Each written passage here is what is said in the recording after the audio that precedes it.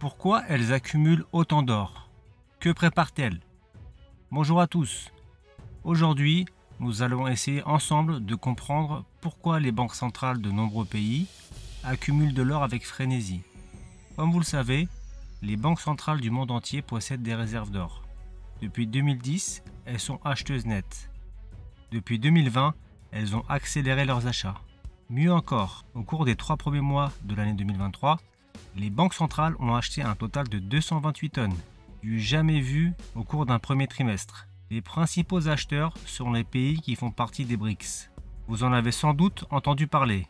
Brésil, Russie, Inde, Chine, Corée du Sud et d'autres pays. Mais pourquoi achètent-ils tout cet or?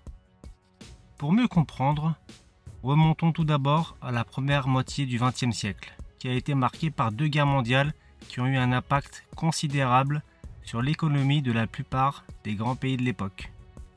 Les États-Unis, avec leur statut de jeune première puissance économique et militaire de la planète, renforcés par leur contribution indispensable à la victoire des Alliés, eut un coût considérable qui justifiait une mesure forte. En 1944, les accords de Bretton Woods mirent ainsi en place le Gold Exchange Standard, organisant tout le système monétaire mondial autour du dollar américain, lequel était quant à lui adossé à l'or. À 35 $ l'once, l'or devenait ainsi le garant de la devise américaine.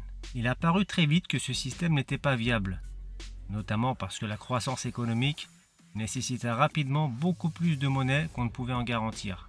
L'enlisement des États-Unis dans une guerre du Vietnam au coût humain et financier insoutenable pour les Américains, qui avaient tellement dépensé au-dessus de leurs moyens, qu'il y avait plus de 58 milliards de dollars en circulation dans le monde, soit 5 fois la valeur de l'or stocké dans les coffres du Trésor américain. Les États-Unis se sont refusés à multiplier par 5 ou 10 la valeur de l'or, qui serait revenu à dévaluer le dollar. La seule solution restait d'abolir la convertibilité du dollar en métal. C'est donc le 15 août 1971 que le président Richard Nixon a annoncé la fin des accords de Bretton Woods. À partir de ce moment-là, l'économie pouvait enfin respirer. Il pouvait maintenant créer autant de monnaie que besoin sans être bridé par un métal étalon dont la quantité augmentait beaucoup trop lentement par rapport aux besoins financiers. C'est ainsi que la monnaie fiduciaire a commencé à perdre de sa valeur. Les États-Unis ont abusé de la planche à billets. Voici un graphique représentant la dette américaine de 1966 à janvier 2023. Voici un second graphique sur lequel on peut voir la perte de pouvoir d'achat du dollar contre l'or. Dès la fin des accords de Bretton Woods, on peut remarquer que l'or a commencé son ascension et le dollar sa chute. N'oublions pas que l'or a été une monnaie pendant des milliers d'années. Puis sont apparues depuis les monnaies papier qui ont toutes disparu depuis. Mais l'or a perduré, non plus comme une monnaie, mais comme réserve de valeur. Je pense que les banques centrales des pays émergents vont se servir de l'or comme ancrage monétaire. C'est-à-dire qu'ils s'en serviront pour soutenir leur monnaie et ainsi espérer diminuer l'hégémonie du dollar américain. Ils ont donc besoin d'augmenter leurs réserves d'or avant de faire leur annonce. Les États-Unis ont longtemps abusé du privilège d'avoir une monnaie de référence mondiale. Le prix de quasiment tout est fixé en dollars dans le monde. Les BRICS veulent également leur part du gâteau. Chacun avance prudemment ses pions.